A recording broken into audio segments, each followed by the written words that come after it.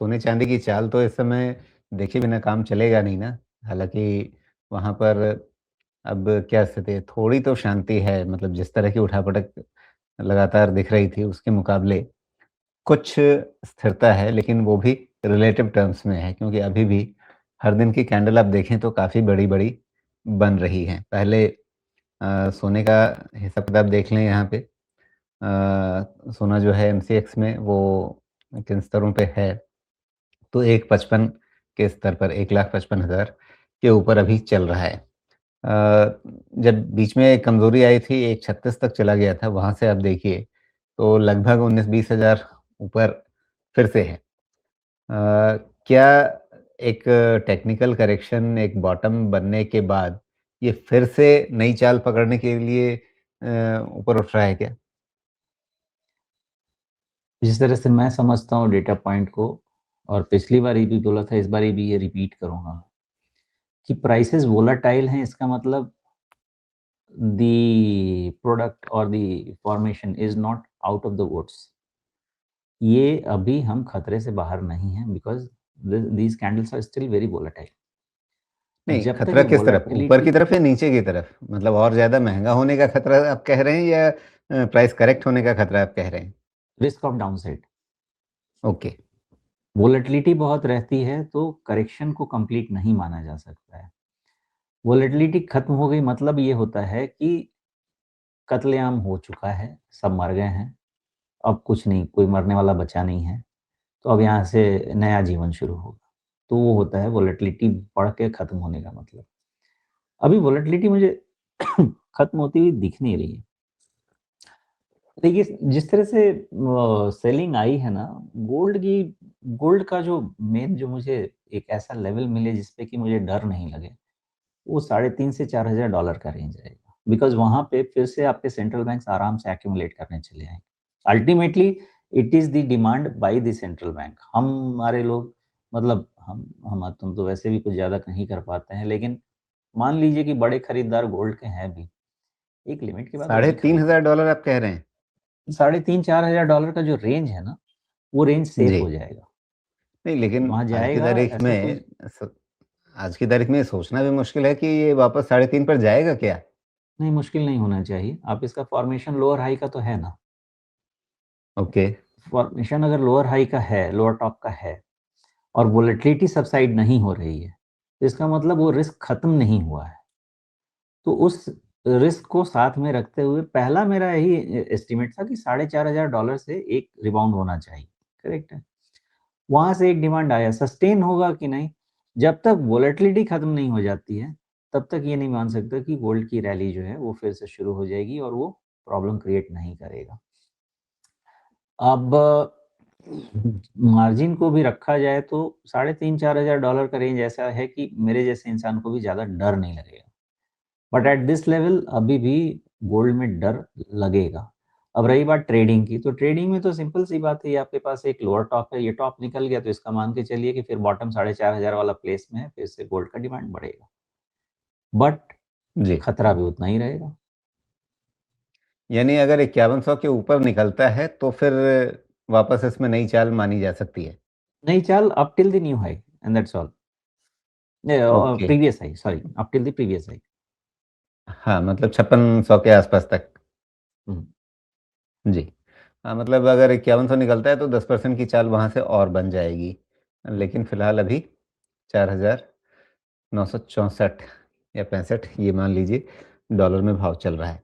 और नीचे जाने के लिए फिर वापस आपको क्या 4400 का इंतज़ार करना पड़ेगा?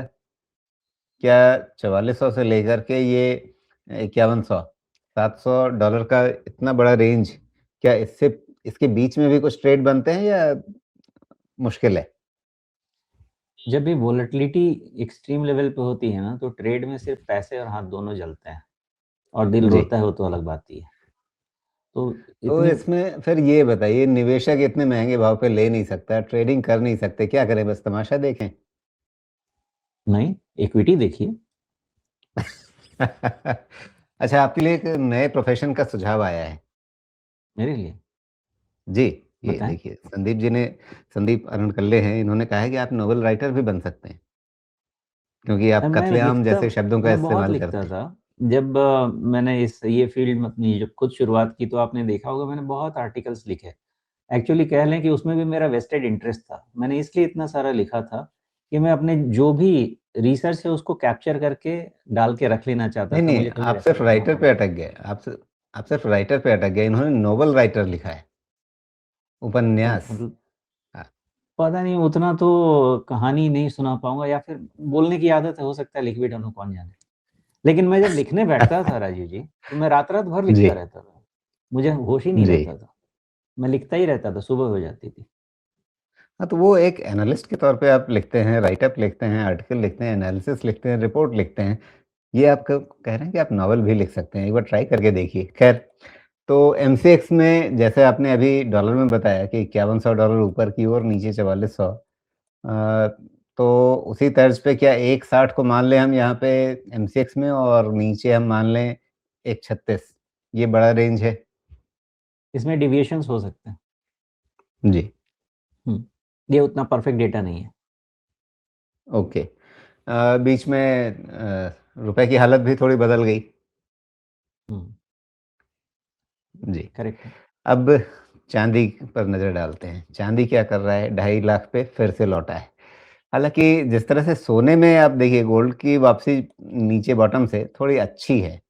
लेकिन अगर उसकी तुलना आप करें चांदी से, तो चांदी ने उतनी बड़ी वापसी नहीं की, और ये वापस अपने जो पिछले बॉटम है उसके करीब आ गया है।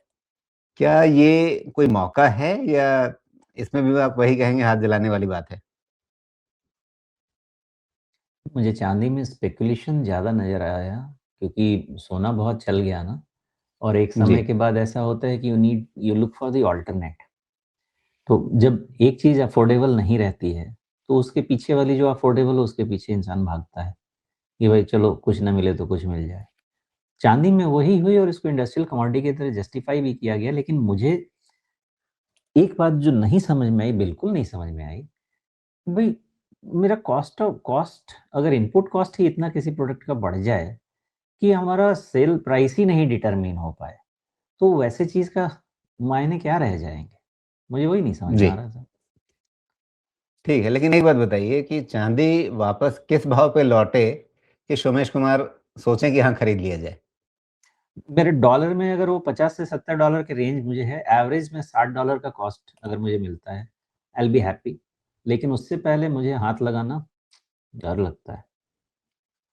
64 तो दे ही दिया इसने आपको हाल में।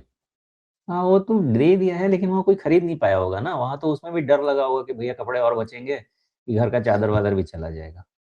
इसलिए जी, वो वाला चीज़ सिचुएशन ठीक नहीं है, बट चाँदी ऐसा नहीं है कि अब $50 के नीचे कभी सस्टेन कर पाएगा, बिकॉज़ वो चीज़ नहीं है, आपकी प्रोडक्ट की रिक्वायरमेंट है, और मेबी वहाँ पे जाए, सस्टेन ना करे, बट जी, 50 टू $70 के रेंज में अगर एक्यूमुलेट धीरे-धीरे किया जाए, और फिर से नया जब इक्विटी या रिस्क एसेट क्लास में रिस्क अवर्जन शुरू हो, जिसमें 3 साल लग सकता है, जो समय दे, क्योंकि साइकिल होता है ना, 3 से साढ़े 4 साल, 5 साल का साइकिल होता है।